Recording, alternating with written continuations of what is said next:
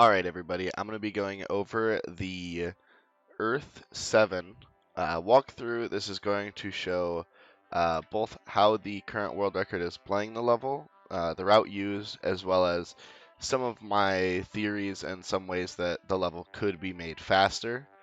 But first we're just going to do a run. We're just going to show the world record to show the route. I'm going to play it once through and then go through, pause, and explain each of the things going on and try to explain some of the thought process going on, some of what you're trying to focus on, because it can be pretty tough on this level.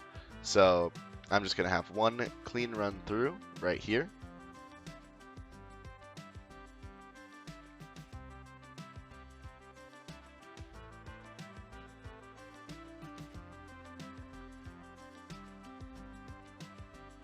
Alright. Now, what is going to happen is at the very start of Earth 7, you start off with a double jump. Now, it doesn't feel comfortable at first because you only have to jump for a couple frames, but you want to jump and then immediately dash vertically, waveland onto the platform. Once you slide off of the platform, you want to jump and dash as low as possible, perfectly horizontally, over this chaos block. Chaos blocks are very forgiving in this game. You can get really close to them, so play with that while you're practicing the level. Try to get real tight above that chaos block. And then you can back air, you can nair. I always up air the top one, and then you're going to instantly shield drop back air. So if you're noticing you're not getting the fast fall on this back air, or on whatever aerial you do here, because again, it doesn't really matter, all aerials have the same landing lag in this game. You want to shield drop back air almost in one motion, and I think I've been told that this is a bug, but you will get a fast fall almost every time. So that looks like this. It's not comfortable at first, but trust me, you will get that pretty quickly, and it is very satisfying to do. Then, I'm not 100% if the wave dash is faster here, but it always feels faster, so I land, wave dash, run a couple steps, and then I jump into the prism here, dash vertically. I wall jump first, and then double jump. Now this whole start section right here is fairly forgiving. You can lose a few frames here. You'll notice I actually don't fast fall here because you are waiting on this like I call it the 4.5 cycle. So this prism is going to be going around, and what you are waiting for is it to be low enough for you to hit it with the top of the shine while standing here. So right there, I probably could have saved a couple frames off of that. But that was a pretty good cycle. So all I'm doing here is after the wall jump, I double jump. If you double jump really low, you can hit this chaos block. But if you double jump a little higher, like a couple frames after that wall jump, you just kind of bounce off this wall and slide over. So I just hold full right there. Now right here, I drift back just slightly. You want to land on the second half of this, or sorry, the left half of this spinny circle thing. And then you're going to up air shine. After the shine, you are going to wave dash, immediately shield drop, and then hold full right. When you learn this, you will probably hit your head on this chaos block here repeatedly. It took a long time to learn, and that's why I say you almost have to be either on the left side of this spinny platform or spinny prism thing, or you have to not have a max length wave dash. But that can have implications when trying to do the very next part of this, because you won't fly as far from the shield drop. So that section just looks like this. Oops. After that, you want to be able to hit this with any aerial. I always up air. It feels really good.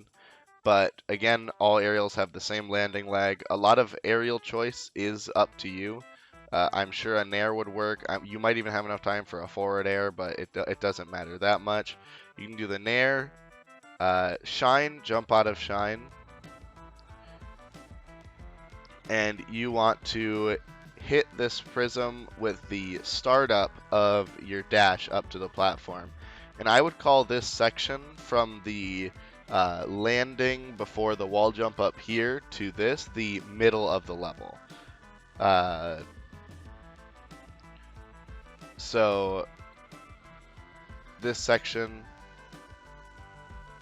you just do the up air, shine, dash up.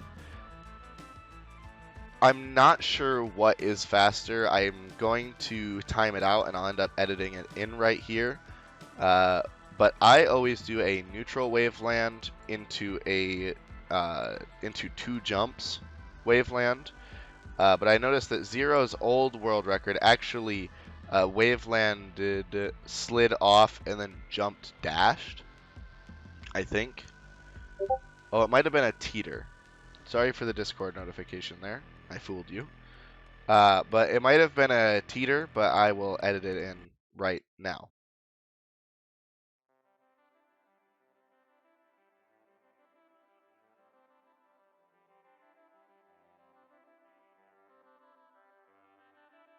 Anyway, after that conclusion that I definitely know the answer to as of recording this right now,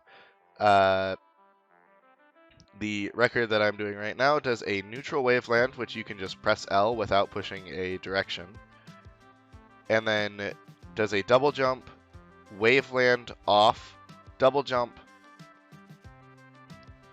This can feel pretty awkward, but you can get it down. I dash. I could have gotten a lower angled dash here. I could have gotten a lower angled dash there.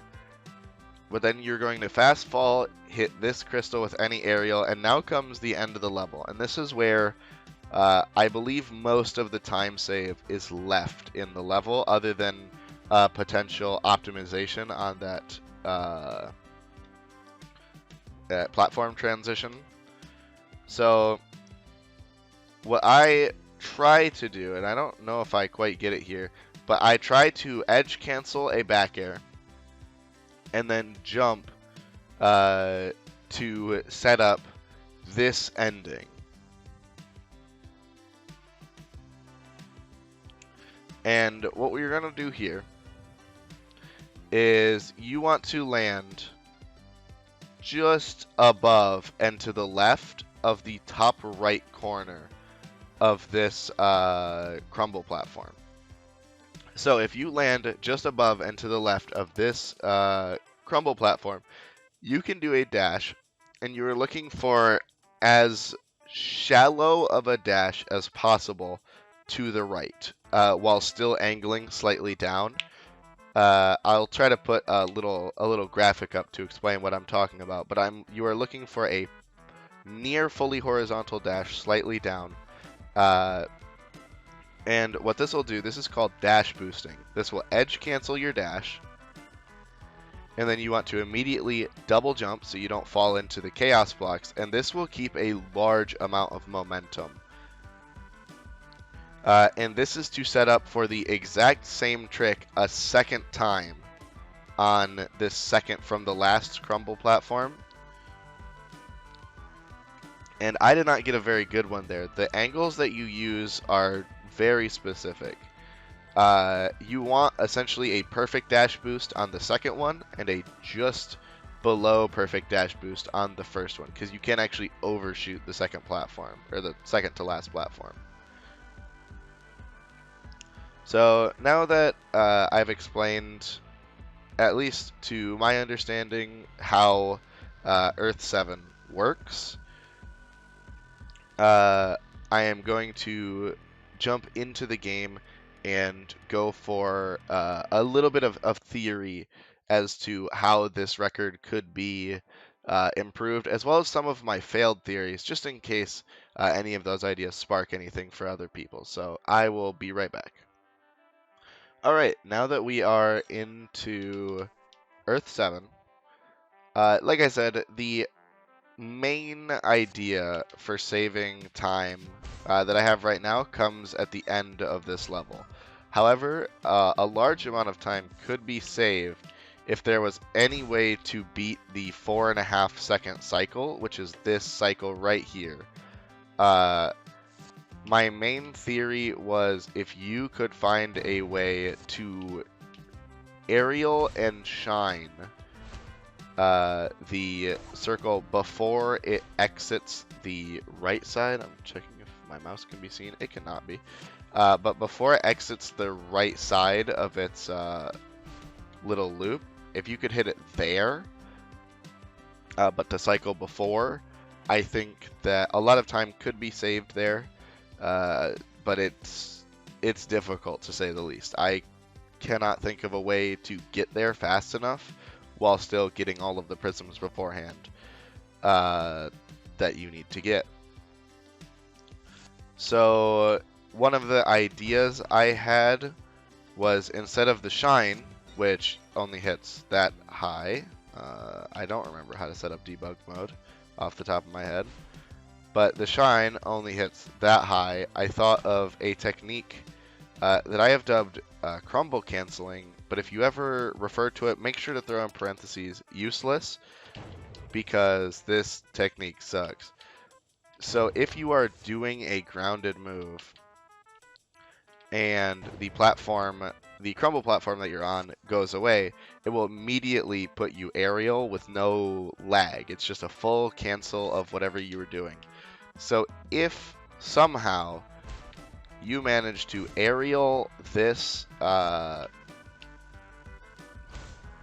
this rotating thing, the rotating prism, and then get under it in time to do a crumble cancel up air, you could do, or up tilt, I guess.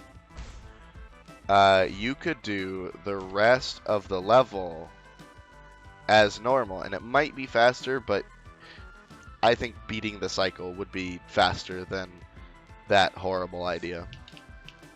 But maybe that helps someone else come up with a genius idea that I'm too stupid to see.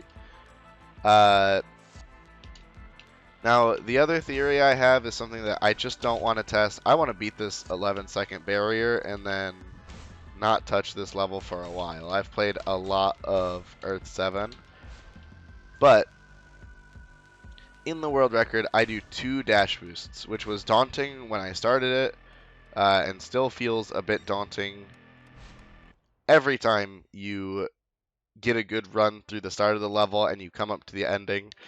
It is a bit threatening. Now, much easier than 2 dash boosts is, of course, 3 dash boosts. If you get a good jump over here, you can use your first dash to hit this crystal, giving you a dash boost, and I am not hitting it right now, but you can use your first dash to hit this prism, get a dash boost, jump to there, get a dash boost, and then the very last platform, get a third dash boost into the finish, which I never want to think about doing. Now, the reason this isn't just explicitly faster is this would require one of 2 things, which both concede a small amount of time in order to save that time. Which is a common concept on this level, that feels like every step forward you make is 2 steps back earlier in the level to set it up. But you either have to full jump and not dash over the chaos block that is sticking up there so that you can dash here,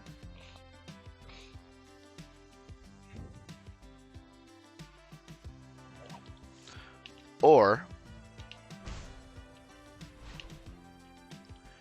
you can dash over and then land and do an instant dash boost from the ground, which from what I looked at seems slightly faster, and it would also allow you to aerial the prism,